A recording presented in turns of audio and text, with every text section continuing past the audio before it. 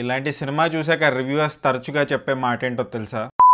Hi guys, Thug Life movie చూసేసాను. Directed by Mani Ratnam. ఈ సినిమాకి థగ్ లైఫ్ అని టైటిల్ పెట్టాల్సింది కాదు భయ్య, తాత వస్తాడే అనే టైటిల్ చాలా యాప్ట్. ఈ సినిమాలో కమల్ హాసన్ గారివి 3 లుక్లు ఉంటాయి. దాంట్లో సెకండ్ లుక్ ఒకటి జోస్ సినిమాలో జేడి చక్రవర్తి గారు ఉంటారు, ఆయన లుక్ లాగా ఉంటుంది. టెక్నికల్లీ బాగుంది భయ్య ఆ సినిమా. సినిమాటోగ్రఫీ అదంతా బాగుంది. ఫస్ట్ హాఫ్ క్యారెక్టర్స్ ఇంట్రొడక్షన్ అదంతా సెటప్ చేస్తాడు, ఓకేగా నడుస్తుంది ఫస్ట్ హాఫ్ అంతా. సెకండ్ హాఫ్ ఉంటుందయ్యా, దీనికోసం సెటప్ చేశాడా ఇదంతా, ఏముంది దీంట్లో అన్న ఫీలింగ్ కలిగింది. ఒక మాఫియా లీడర్ ఉంటాడు, ఆయన ఒక అనాథని చేరదీస్తాడు. ఆ చేరదీసిన అనాథ పెద్దగయ్యాక ఈయనని బిట్రై చేస్తాడు. ఆ చేరదీసిన వాడు రివెంజ్ తీసుకోవడానికి వస్తాడు, అంతే స్టోరీ. సెకండ్ హాఫ్ అయితే ఇది లిటరలీ ఇండియన్ 2 లా అయిపోతుంది. అయినా కమల్ హాసన్ గారికి ఈ ఫ్యాంటసీ ఏంటో, ఇండియన్ 2 దగ్గర నుంచి చూస్తున్నాను. మార్షల్ ఆర్ట్స్ అంటాడు, మర్మకళ అంటాడు, అస్సలు సూట్ అవ్వట్లేదు. ఈ సినిమాలో కూడా అవి పెట్టారు, అస్సలు బిలీవబుల్ గా లేదు. ఎన్ని బుల్లెట్లు తగిలినా, ఎంత పైన నుంచి కింద పడిపోయినా ఆయన మళ్ళీ బతికి వస్తుంటాడు. ఎన్నిసార్లు కొట్టినా చావని పామురా నువ్వు అనే టెంప్లెట్ గుర్తొచ్చింది నాకు.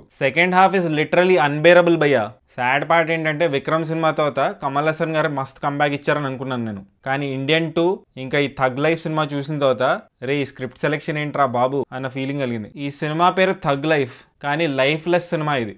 Simbu is wasted. ఇంకా మిర్జాపూర్ లో గుడ్డు భయ్య ఉంటాడు కదా, ఆయన కూడా ఉన్నాడు ఈ సినిమాలో. ఆయన ఎందుకు పెట్టారో అర్థం కాలేదు. ఆయన పర్ఫార్మెన్స్ కూడా వరస్ట్ కనిపించింది నాకు.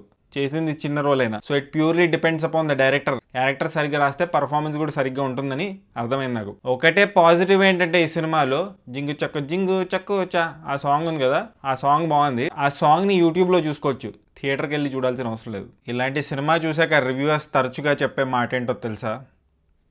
రాడ్ దించాడు రా. సో ఫైనలీ ఈ సినిమాకి నేను ఇచ్చే రేటింగ్ 0.6 టమాటోస్ భయ్య. ఒకవేళ మీరు ఈ సినిమా చూస్తుంటే మీరేం టమాటోస్ ఇస్తారో కామెంట్ చేయండి.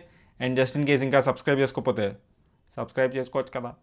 పుచ్చు జింగు చక్కు చా.